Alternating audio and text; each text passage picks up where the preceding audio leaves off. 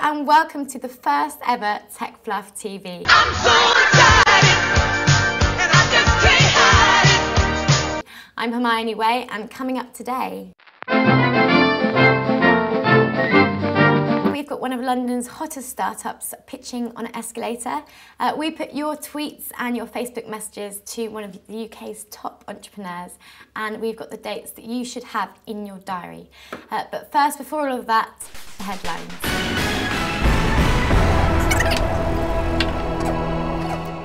Bindi from Microsoft has launched the London BizSpark programme, a new initiative to give free access to Microsoft developer tools and CRM.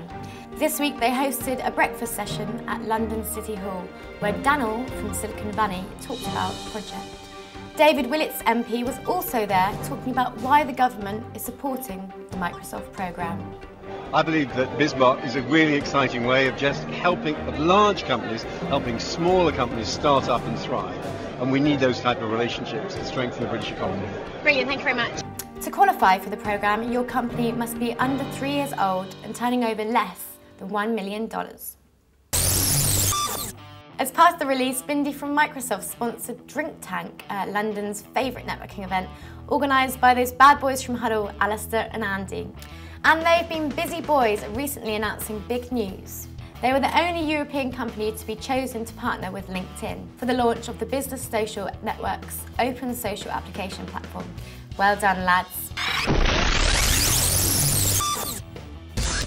The Guardian hosted a hack day at the beginning of November where they opened up their data applications to a group of internal and external developers for a 24-hour blue sky hackathon, resulting in some very cool new applications being built.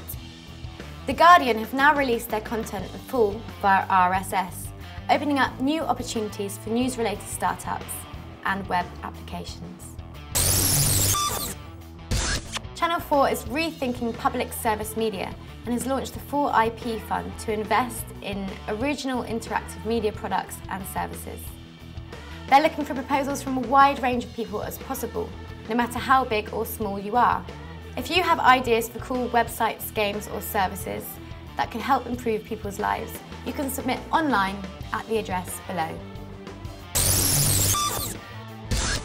And finally, the London Facebook Developers Garage are helping the BBC run a competition to find a fun flash game for the Box project, which is tracking a BBC-branded shipping container on its journey around the world. We've bolted on a satellite transmitter so that people can track it online all year, and it's excited a lot of interest around the world, especially from kids and young people. This will be a great opportunity for a web games developer to get their name out there with loads of publicity. The winning game will be featured on the BBC Box website for the rest of the project. This week was Global Entrepreneurship Week, with over 13,000 events taking place in an additional 76 countries all over the world. We went speed networking with Ollie Barrett on the London Eye. Hiya, I'm at the London Eye, look, woo! And I'm with Atlanger. Hello. A few other cool people. Hi, how you doing? Hey, there's Mr. Barrett. And then we're about to do a bit of speed networking on the London Eye. Woo! On Wednesday, it was the My Bank and a Gunte Here's My 2 Pennies Worth event, where the recent winner of The Apprentice made a special appearance. There was also the Big Ambition Girls in IT event at Microsoft, where 300 teenage girls got inspired to work in IT. Nesta had a Make a Mint challenge, where groups of kids from schools had to set up their own minty companies and pitch their ideas to a Dragon's Den style panel of judges. And finally, Alex Chu, founder of $1 Million Homepage, was speaking at the Growth Investment event at Silverstone and was keeping a room full of much older, suited and booted gents entertained. Nice one, Alex.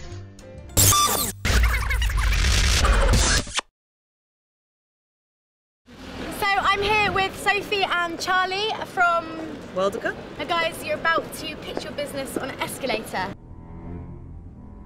Now, Charlie, you're on the Sun Startup Programme, aren't you? Yeah. What does that entail? It's basically, they give you lots of support, they give you a very cheap server, massive discounts, and yeah, really, really lovely. Alright guys. What can I say? So, ready for the challenge? Ready for the challenge. 3, 2, 1, go! Hi, I'm Sophie, and this is my brother Charlie, and we are Worldica. Worldica is a collaborative social network and platform for change. It's for charities, NGOs and individual activists to connect online to facilitate change offline. It's all about activation and getting people involved. We're in a private beta at the moment and we should be launching in about 3 weeks, so check us out. And I have no idea whether or not we're going to fall off an escalator. We have a little bit of time.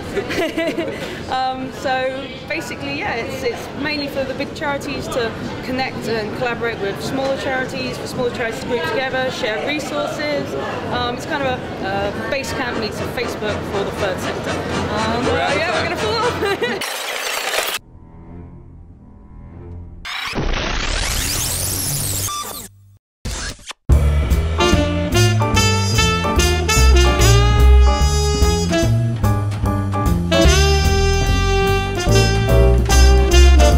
Hello, I'm Michael Smith.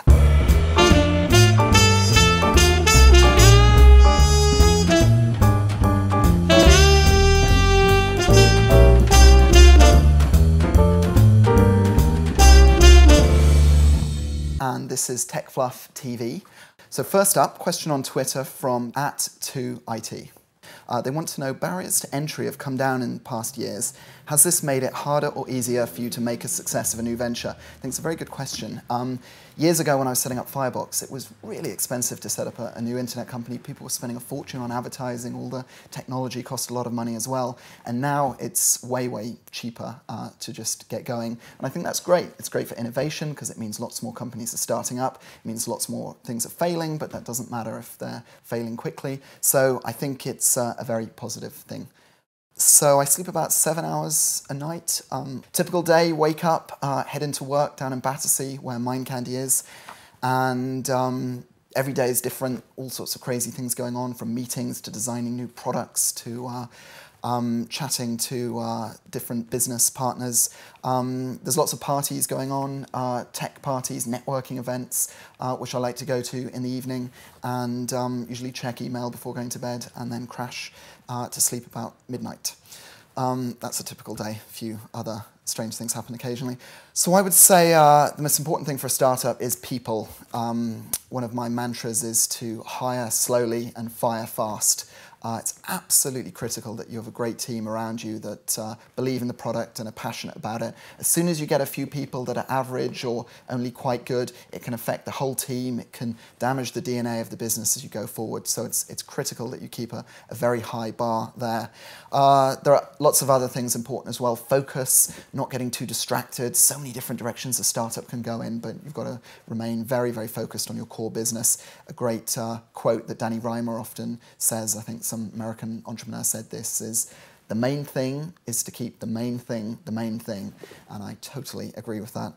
So I have a lovely girlfriend at the moment, but the position of Mrs. Smith is still vacant, so if anyone wants to write in, can chat about that later, off air. Whew, I think that's about it. Thank you very much.